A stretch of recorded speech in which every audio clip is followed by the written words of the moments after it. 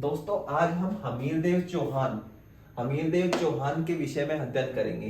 हमीरदेव चौहान का शासनकाल 1282 ईस्वी से 1301 ईस्वी का था, जिनमें इनके पिता का नाम जैतर सिंह था। जैतर सिंह जिसमें रणथंभौर के किले में 32 खंभों की छतरी बनी हुई है ना, क्योंकि जैतर सिंह ने 32 साल तक शासन किया था, इसलिए 32 खंभों की छतरी बनी हुई है जैसे रणथंभौर के किले में। इनकी माता का नाम हीरा देवी था। इनकी पत्नी रंग देवी थी, जिसके मैं आपको बताऊंगा जिनके नेतृत्व में जौहर किया गया था। और इनकी बेटी देवल देव थी दोस्तों, जो जल जौहर किया था इसने, जो मैं आपको थोड़ी समय में बताता हूँ।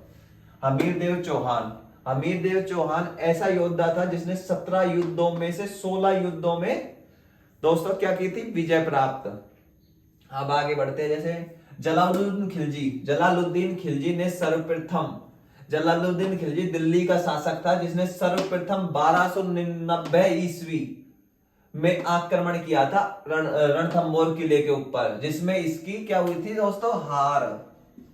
जलालुद्दीन खिलजी की 1290 ईस्वी में जब इसने रणथंभौर पर आक्रमण किया था तो इसकी हार हुई थी दोस्तों।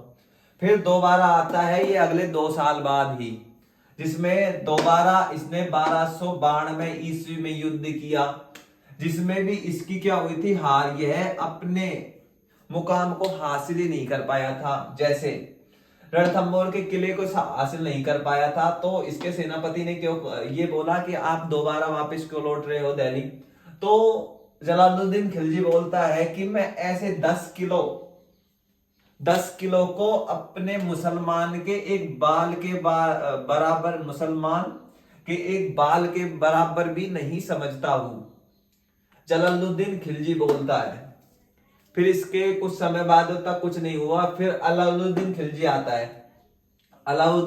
आता है, जो कि जलालुद्दीन खिलजी था ना, जो चाचा था अलाउद्दीन खिलजी का, यह अपना बदला लेने आता है। अलाउद्दीन खिलजी आता है जलालुद्दीन खिलजी का बदला लेना, जो कि सर्वप्रथम 1299 ईस्वी में से अपनी सेना भेजता है, जिसका इनके प्रमुख सेनापति इस प्रकार सर्वप्रथम उल्गू खां और नुसरत खान और आसफ खां होते हैं। ये अपनी 3 सेनापतियों के साथ अपनी सेना को भेजता है रणथंभौर के किले पे। कहां पे, रणथंभौर के किले पे। ये लोग हमीरदेव चौहान के से युद्ध करते हैं, जिनमें हमीरदेव चौहान भी अपने 2 सेनापति भीम सिंह और धर्म सिंह को युद्ध करने के लिए युद्ध के मैदान में भेजता है। हमीरदेव चौहान था ना, जो भीम सिंह और धर्म सिंह को युद्ध के मैदान में भेजता है दोस्तों। तो होता ऐसे है कि इस युद्ध में भीम सिंह मारा जाता है।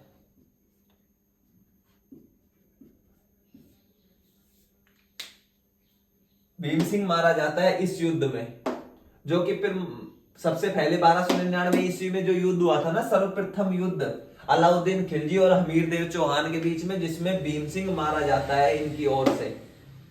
फिर इसके बाद में जब भी हमीरदेव चौहान की जीत होती है, यह युद्ध का मूल कारण था मोहम्मद शाह। हमीरदेव चौहान के पास शरण लेने आया था मोहम्मद शाह, और अलाउद्दीन बोलता है हमीरदेव चौहान से कि मेरे को मोहम्मद शाह दोबारा वापस लौटा दो। तो हमीरदेव चौहान बोलता है मेरे पास जो शरण में आता है मैं उसको, दुश्मन को लौटा नहीं सकता हूं। और दूसरा कारण यह भी बताया जाता है कि जो चिमना बेगम थी ना, जो अलाउद्दीन खिलजी की बेगम थी, जिनका कोई मोहम्मद शाह इससे प्रेम करता था, ऐसा भी माना जाता है। और चौथा कारण जो बताया गया है, हमीरदेव चौहान है जो अलाउद्दीन खिलजी को कर नहीं देता था, कर मतलब राशि नहीं देता था, राशि। और जो प्रमुख कारण बताया जाता है, जो कि अलाउद्दीन खिलजी अपना साम्राज्य विस्तार करना चाहते थे, मारवाड़ इधर की साइड जाने के लिए, आगे गुजरात साइड जाने के लिए साम्राज्य विस्तार करने का मूल कारण बताया जाता है दोस्तों। अब हम आते हैं अलाउद्दीन खिलजी का जो द्वितीय आक्रमण था उसके ऊपर।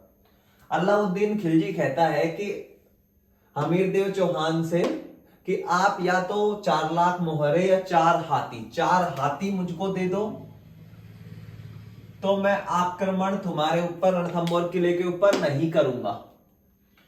तो फिर हमीरदेव चौहान बोलता है कि जो तुमने बोला है, मैं 4 लाख मोहरे नहीं, न 4 लाख हाथी दे सकता हूं, मैं 4 लाख घाव तुम्हारे शरीर पे दे सकता हूं, मोहरे 1 रुपया मैं तुमको 1 रुपया नहीं दे सकता।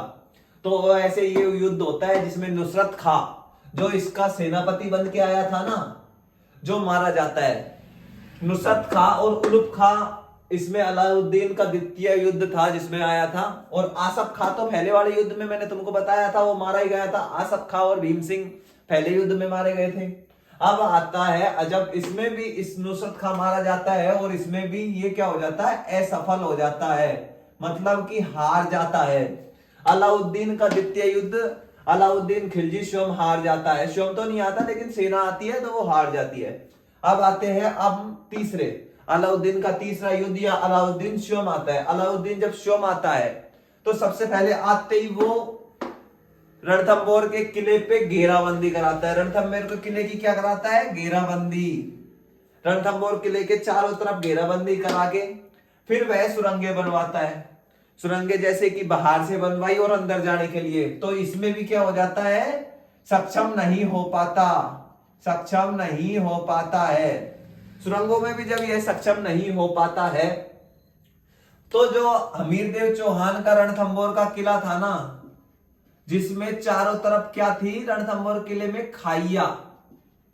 अब क्या करता है कि रेत के बोरे भर भर के, रेत के बोरे भर भर के अलाउद्दीन की सेना क्या करती है कि रेत के बोरे भर के खाई में पटकती है। तो इस प्रकार खाई को भर देती है, खाई को चारों तरफ से भर देती है। फिर आगे बढ़ते हैं। अब होता क्या है, दुर्ग के अंदर रणथंभौर का किला था ना, जिसके अंदर खाने पीने की समस्या आ गई थी, खाने पीने की समस्या आ गई। तो आगे चलते हैं। अब हमीरदेव चौहान ने संधि वार्ता करने की सोची। तो इसके बाद में रत्तीपाल और रणमल को संधि वार्ता के लिए भेजा गया। रत्तीपाल और रणमल को भेजा गया। तो रत्तीपाल और रणमल किससे मिल गए, अलाउद्दीन खिलजी से, अलाउद्दीन खिलजी से मिल गए रत्तीपाल और रणमल। अब अलाउद्दीन कहता है कि मेरे पास तो दिल्ली में ही खूब साम्राज्य है, मैं तो ये साम्राज्य तुमको ही छोड़ के चले जाऊंगा, रत्तीपाल और रणमल से कहता है। तो रत्तीपाल और रणमल क्या करते हैं, हमीरदेव चौहान से जाके कहते हैं वो तो कुछ नहीं कर रहा, वो तो संधि वार्ता नहीं करना चाहता। तो रत्तीपाल और रणमल अंदर किले में जाके जो इनका कुछ बचा हुआ खाना था, जैसे अनाज था, जिसमें गाय की हड्डियों को मिला देते हैं। किसकी हड्डियों को मिला देते हैं, गाय की हड्डियों को, गाय की हड्डियों को मिला देता है रणमल और रत्तीपाल। और जो पानी बचा था ना, पानी में गाय का खून मिला देता है। क्या मिला देता है, खून, गाय का खून मिला देता है। तो ना तो पानी पीने लायक बचा, ना खाना खाने लायक बचा। तो हमीरदेव चौहान के सारे सेनापतियों ने यह सोचा अब तो लास्ट उपाय क्या बना है अपने पास, युद्ध बचाए। तो कहा जाता है कि 11 जुलाई 1301 ईस्वी को हमीरदेव और अलाउद्दीन खिलजी के बीच में युद्ध हुआ। अब आगे बढ़ते हैं। उसी प्रकार कि हमीरदेव चौहान की रानी थी, क्या नाम था, मैंने बताया था रंगदेवी आपको बताया था। तो रंगदेवी के नेतृत्व में साका किया था जौहर, जिसे जौहर बोलते हैं, जौहर। किसके नेतृत्व में, रंगदेवी के नेतृत्व में सारी रानियों ने साका की वो किया था जौहर। जौहर जिसे बोलते हैं जो अग्निकुंड, मतलब कि 11 जुलाई 1301 ईस्वी को सारे पुरुषों ने तो केसरिया किया था, केसरिया रंग धारण करके युद्ध में जाना, जिसे साका कहते हैं या जौहर कहते हैं। और कहा जाता है कि हमीरदेव चौहान के एक बेटी थी, रानी बोलते बेटी थी, जिसका नाम था देवल देव। मैंने आपको आगे बताया भी था। देवल देव एक समस्या खड़ी हो गई हमीरदेव चौहान के साथ। हमीरदेव चौहान की जो बेटी थी वो बराबर की उम्र की थी, हमीरदेव की बेटी थी, तो समझो आप। तो होता क्या है, ना इसकी शादी हुई ना कुछ, तो ये ना तो जौहर कर सकती थी, अगर पुरुष लड़का होता तो साका करता, लेकिन केसरिया करता, सॉरी, है ना। तो देवल देव ने फिर ये पता लगा कि मेरे पापा टेंशन में है वो उस प्रकार, तो हमीरदेव चौहान जो रणथंभौर के किले के पीछे ही वो था, क्या नाम से, जलाशय जिसका नाम पद्मा तालाब था, पद्मा तालाब,